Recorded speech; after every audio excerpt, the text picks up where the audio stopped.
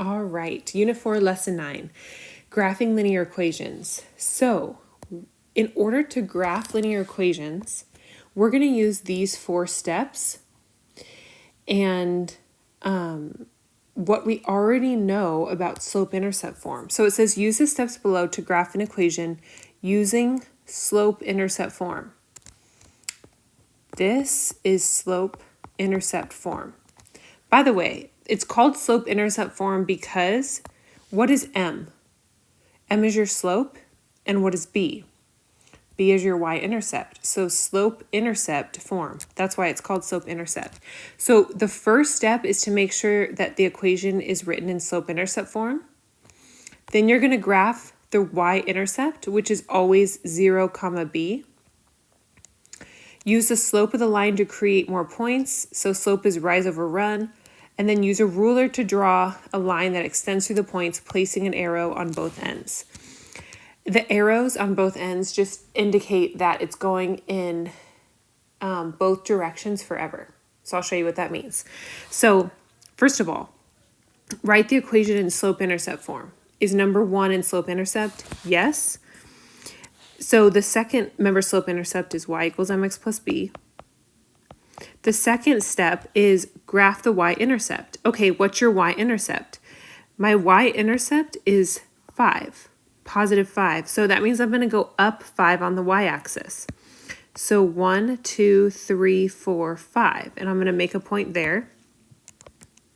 This is your y-axis. This is your x-axis.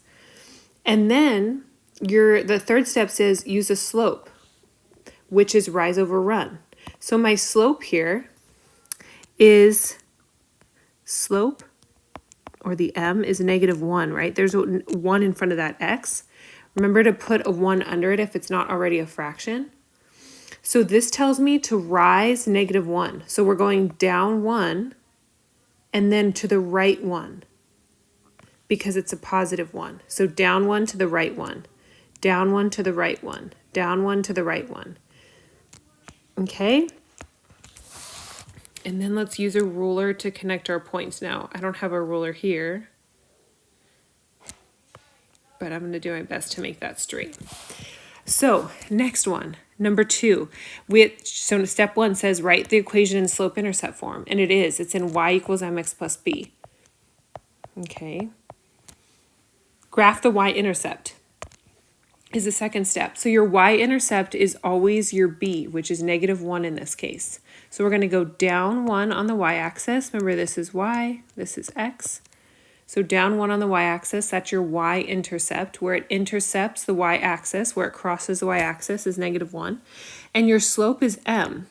So m is -3. Now remember to put a 1 under it if it's not a fraction already. And from your y-intercept, which we just graphed at -1, we're going to go down 3, because it says rise -3, and then right 1 because it's a positive 1. Down 3, right 1. Now let me ask you this. Could I also say that this is my slope? Are these two the same thing? The answer is yes, because you see the top has a negative at the 3 and the bottom has a negative at the 1 on the bottom. But both of them are -3 or -3. If you simplify this, -3 divided by 1 is -3. 3 divided by -1 is also -3. It doesn't matter if the negatives on the top or the bottom, just as long as it's not on both. Now let me show you this. This would say rise 3, go up 3. This said go down 3. This says go up 3 and then left 1. So watch this. Up 3, left 1. Do you see how it still goes in that same pattern there? So we can also go up 3, left 1. Up 3, left 1. Or we could go down 3, right 1. And it's the same thing. Now let's use a ruler to connect these points here to make it as straight as possible. And we'll go on to number 3. Number 3 is also in y equals mx plus b. Mx plus b. So my m is 2/5. My b is 2. Remember, we always start here. Step 2 says start at the y-intercept. So you're going to go up 2. make a point. And then m is 2 over 5. So we're going to rise 2, and run 5 and make a point.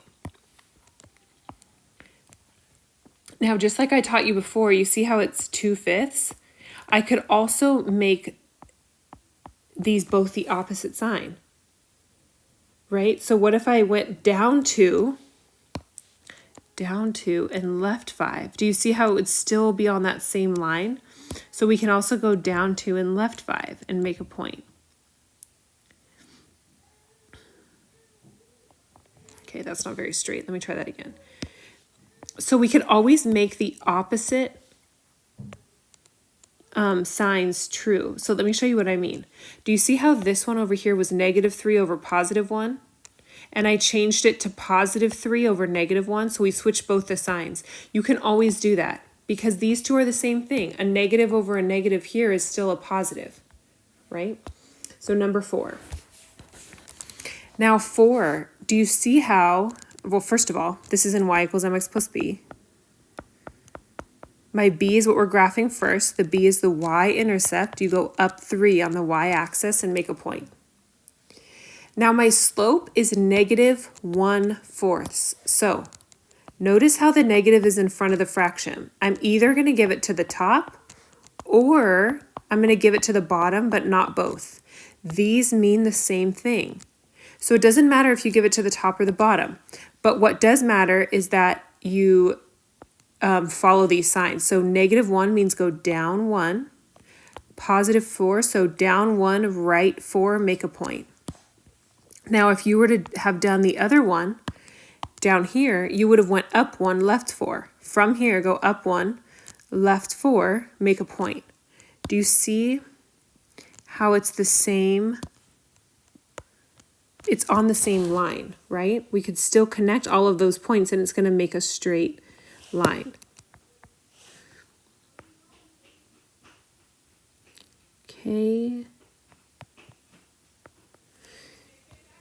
Now try 5 and 6. I am going to do number 7. Okay, so now you see how this is y equals mx plus b. If you hear that, that's my niece. Okay, so mx plus b. Oh my goodness. So she's like right outside my door. Okay, so b here is 0 because there's nothing there. So if there's nothing here, that means my b is 0, which means we start in the center. Okay, we start there. This is my x-axis, this is my y. Now, my m here is -4. It's the one in front of x, right? Remember, if m is -4, and if it's not a fraction, we put a 1 underneath it. So this tells me to go down 4 and right 1 and make a point.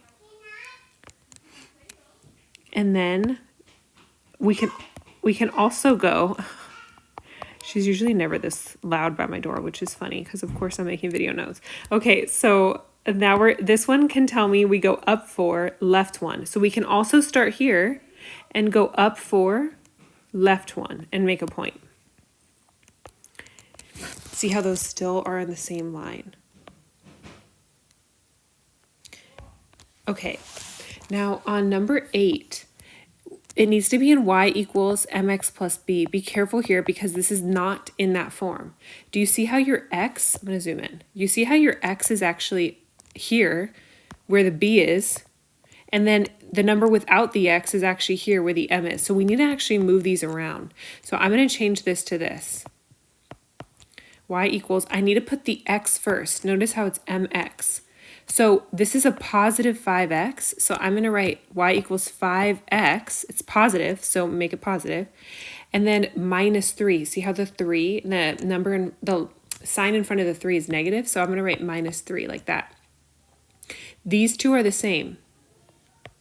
But now this is in y equals mx plus b, and we're going to start here by going down 3 on my y-axis.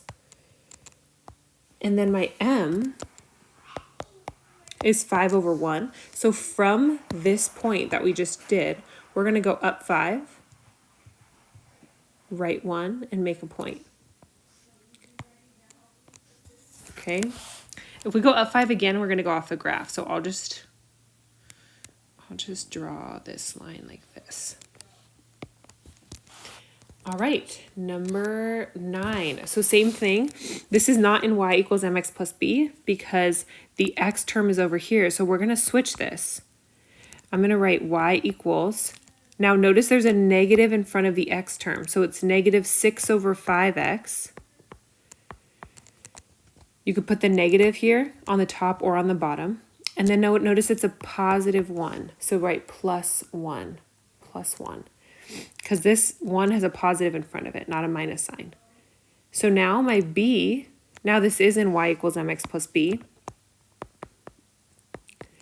So b is 1. So you're going to go up 1 on your y-axis, and then this tells you to go down 6, right 5.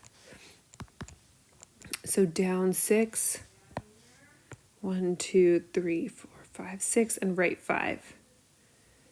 Make a point there. And if you go up 6, it'll go off your graph. So we'll put arrows on both ends. The arrows just mean that it goes forever in both directions. Because we could keep going down 6, right 5 forever. And it would just keep drawing that straight line. Okay, why don't you try 10? I'm going to do 11.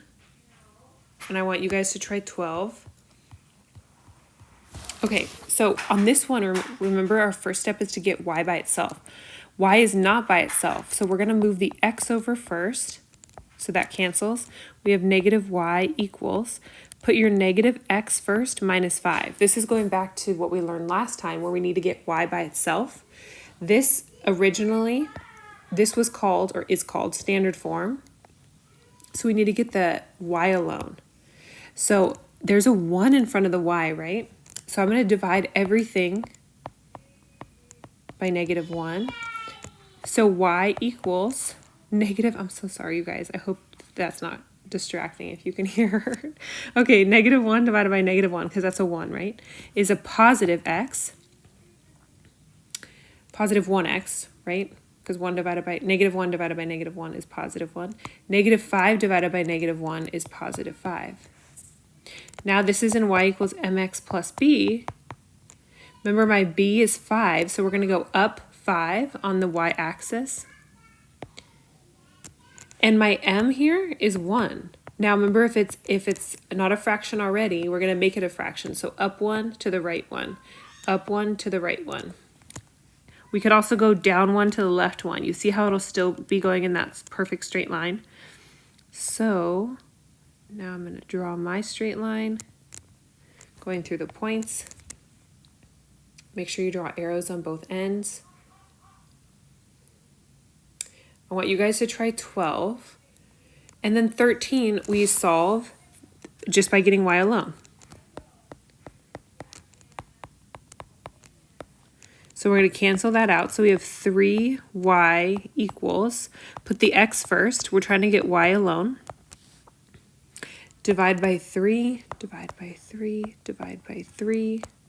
So now we have y alone. Y equals negative 4 over 3x. 21 divided by 3 is 7. So now we have to go up 7 on the y-axis. 1, 2, 3, 4, 5, 6, 7. Because my b is 7 here. And my m is negative 4 over 3, which means we go down 4 from this point, down 4. Right 3, and make a point. Down 4, right 3. I'm going to go down 4, right 3 one more time. That way I can make a straighter line. So if you can go down or up and to the right or left or whatever your slope is, if you can do it more than once, do it a few times. That way you can draw a straighter line here. Okay, and then with your summary, you're going to write, I learned how, or I learned that, whatever you want to write. So write something here for the summary as well.